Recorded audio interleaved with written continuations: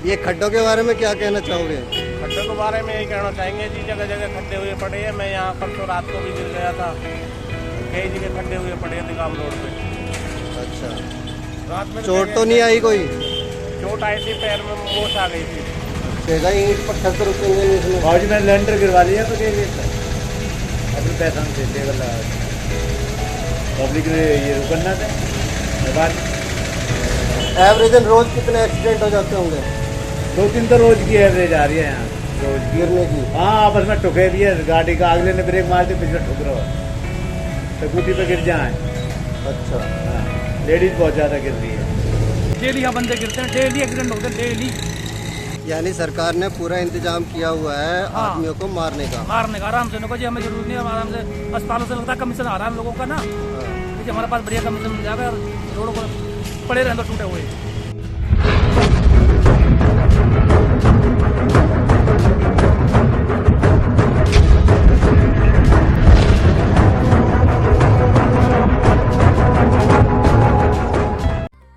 नमस्कार, आईना में आपका फिर से स्वागत है।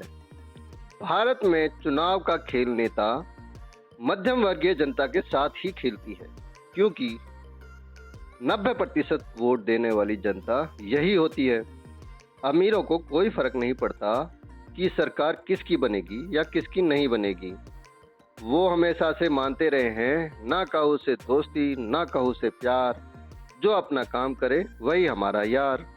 वो पैसा फेंक तमाशा देख के मुहावरे पर विश्वास करती है। अडानी अंबानी के किस्से तो आप रोज सुनते ही होंगे। जो जनता लंबी लंबी लाइनों में धूप में खड़े होकर अपने नेताओं को वोट देती है, जब सरकार बनती है तो सरकार जनता के साथ किस तरह की साजिश रचती है, तारीफे काबिल है। आप जो लाल निशान देख रहे हैं वो फरीदाबाद के बड़े निजी अस्पताल हैं। इसके अलावा छोटे अस्पतालों की एक बहुत बड़ी संख्या है जो सैकड़ों हजारों में है। इसके अलावा भी छोटे छोटे डॉक्टर हजारों में होंगे। फिर भी फरीदाबाद चिकित्सा उद्योग के व्यापारियों की पहली पसंद बनती जा रही है। नए नए रोज हॉस्पिटल खुल रहे हैं, नए नए रोज नर्सिंग होम खुल रहे हैं। एशिया का सबसे बड़ा हॉस्पिटल अमृता इसका सबसे बड़ा उदाहरण है। उन्हें उम्मीद है कि फरीदाबाद के अंदर हमें मरीजों की कोई कमी नहीं महसूस होगी, क्योंकि मरीज उत्पादन की इस शहर में हर सुविधा मौजूद है। गंदा पानी जो आप आए दिन देखते हैं, साफ है तो हाई टीडीएस। सर, ये जगह कौन सी है? ये जवाहर कॉलोनी है। 1130। हम पूरे फरीदाबाद का टीडीएस चेक कर रहे हैं। कहीं पर 850, कहीं 1250, इस तरह से टीडीएस आ रहा है। और WHO का कहना है कि 400 तक का पानी टीडीएस का पीने लायक होता है। तो 75 साल में हमें आज तक कोई पीने लायक पानी नहीं दे पाया। अब पानी में कभी कभी इतना गंदा पानी आता है कि बदबू इतनी आती है। स्वच्छ और शुद्ध पानी तक सामान्य से सामान्य नागरिक की पहुंच, ये भी ऐसा ही महत्वपूर्ण विषय है। हमारे देश में कितनी ही बीमारियां केवल प्रदूषित पानी से ही पैदा होती रही है। इसलिए देश ने, इससे भी बात ना बने तो चारों तरफ गंदगी का आलम, जो बीमारी फैलाने के लिए काफी मानी जाती है। उससे भी बात ना बने तो टूटी हुई सड़कें हैं जो आपको दंडवत करने के लिए काफी हैं। चोट लग जाए तो अस्पताल जाना ही पड़ेगा। फिर भी बात ना बने तो गौ माता तो सड़कों पर आपको आशीर्वाद देने के लिए घूम ही रही हैं। लेकिन जनता की बदकिस्मती देखिए कि वो इनमें से किसी भी चीज से बच नहीं पाती है और एक मोटी रकम लेकर उन्हें अस्पताल जाना ही पड़ता है। सरकार और नेताओं की तरफ से आपको देने के लिए आपके बचाव में 2 सरकारी अस्पताल हैं। चौराहों पर लगे ढेर सारे शुभकामना पोस्टर और बैनर हैं। इसके साथ जय श्री राम और अल्लाहू अकबर के नारे, जो आपके बचाव के लिए मेरे ख्याल से काफी हैं। इन नारों से लोग बचते कम मरते ज्यादा हैं, यह बात अलग है। लेकिन जब आपातकाल आता है तो नारे नहीं, अस्पताल ही याद आता है। और अस्पताल के बाहर जो बड़े बड़े अक्षरों में इमरजेंसी और आपातकाल लिखा होता है, इंसान उसी तरफ भागता है।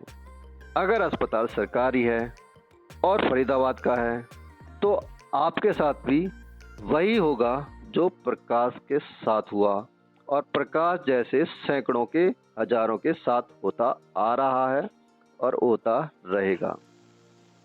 जी मेरे को चक्कू मार दिया गया जी और बीके हॉस्पिटल ले गया जी इमरजेंसी में। उन्होंने ये कहा कि यहाँ मेरी बस की नहीं है, यहाँ पे आप प्राइवेट ले जाओ या दिल्ली ले जाओ। फिर प्राइवेट में एडमिट करा, वहाँ में 3-3.5 लाख रुपए जी लग गए। मेरा जी घर बिक गया जी, मैं गरीब आदमी हूँ जी, मैं कहाँ से करूँगा ये सब जी। और वो लोग फरार हैं जी, अभी कार्रवाई कोई हो ही नहीं रही जी, बिल्कुल भी जी। अब बताओ क्या करें। प्रकाश के भाभी हूँ। विजयपाल के घर वाली ने, उनके बच्चे विजयपाल ने सब चाकू मारे। वहाँ से आए, उनका ज़्यादा सीरियस था, खाट पे गिर गए। हम लोग बीके ले गए और बीके से फिर उन्हें रेफर कर दिया कि सदर ले जाओ। हमने बोला हम सदर जब तक ले जाएंगे तो ख़त्म हो जाएगा बच्चा। हम लोग गरीब है, कहाँ जाए, इतना रुपया लग गया, हम लोग कहाँ से लाएंगे। 3 लाख। इतना जितना हमारा गांव में घर खेत था वहाँ बिक गया। हम लोग तो यहाँ टूटी झोपड़ी में रह रहे हैं। उसके सामने सरकार ने 2 ही विकल्प रखे, जान गंवाओ या घर जमीन बेचो। प्रकाश ने भी वही किया जो वो कर सकता था। बाकी जो नहीं कर पाते हैं वो अपनी जान से हाथ गंवा देते। सरकारी अस्पतालों की अपनी मजबूरी है जो सरकारों ने बड़ी मेहनत से उन्हें दी। ट्रीटमेंट की बहुत ज़्यादा ज़रूरत है, यानी कि उसके पास 1 से 2 घंटे हैं मैक्सिमम। उस बीच में उसका अगर इलाज हो जाता है तो शायद वो बच जाए। तो ऐसी कंडीशन में मैंने कई बार क्या देखा है कि इमरजेंसी से वो रेफ़र कर देते हैं आगे के लिए कि दिल्ली ले जाइए। दिल्ली जाने का मतलब है कि 1 से 1 घंटा करीब उसको यहाँ बीके तक आने में लगा। उसके बाद जो 1.5 से 2 घंटा लगेगा तो उसका टाइम तो ऐसे भाग दौड़ में ही ख़त्म हो जाएगा। तो एक पेशेंट है जिसकी मैंने रिपोर्टिंग की थी, उसको एक पेट में किसी ने चाकू मार दिया था, उसका आंतें बाहर आ गई थी, तो उनको यहाँ से रेफर कर दिया कि भाई दिल्ली ले जाओ या प्राइवेट हॉस्पिटल ले जाओ। और वो यहीं पास में ही एक छोटे से नर्सिंग होम में जाकर उन्होंने इलाज कराया। गरीब फैमिली थी, उसके खेत मकान सब बिक गए उनके गांव में। ऐसे में सरकारी हॉस्पिटल की जिम्मेदारी बनती थी कि जब छोटा सा एक नर्सिंग होम ये काम कर सकता है, उसका इलाज कर सकता है, तो इतना बड़ा हॉस्पिटल क्यों नहीं। ऐसा है कि देखिए, मैंने जैसे बताया कि पूरी कोशिश की जाती है कि पहले तो यहीं पर इलाज हो जाए जी।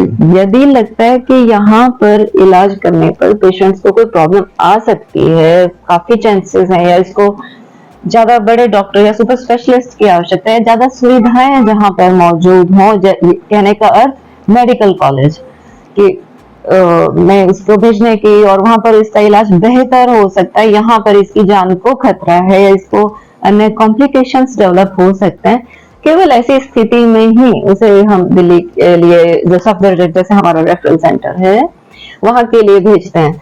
वो अगर यदि कोई मरीज अपने आप से चला जाता है तो वो उसको हम ऐसा जबरदस्ती तो नहीं करते। ज्यादातर तो पेशेंट अपनी इच्छा से ही जाते हैं वहां पर, उनको जबरदस्ती प्राइवेट में कोई नहीं भेजता है। प्रकाश को अगर 2 से 3 घंटे में इलाज नहीं मिलता तो वह मर जाता। अब आप समझ ही गए होंगे कि सरकार किस तरह से निजी अस्पतालों की मदद करती है। वजह क्या हो सकती है, इसका मंथन आप लोग ही कीजिएगा, लेकिन एक काम जरूर कर लीजिएगा। अगर आपने हमारा चैनल सब्सक्राइब नहीं किया है तो कर लीजिएगा, घंटी के चरण स्पर्श भी जरूर कर लीजिएगा, वरना आपको हमारी वीडियो की सूचना नहीं मिलेगी। अब तक हमें सहने के लिए आपका बहुत बहुत धन्यवाद। फिर मिलेंगे इसी मुद्दे को आगे बढ़ाते हुए। मैं ओम आनंद, TV4 वे से नमस्कार।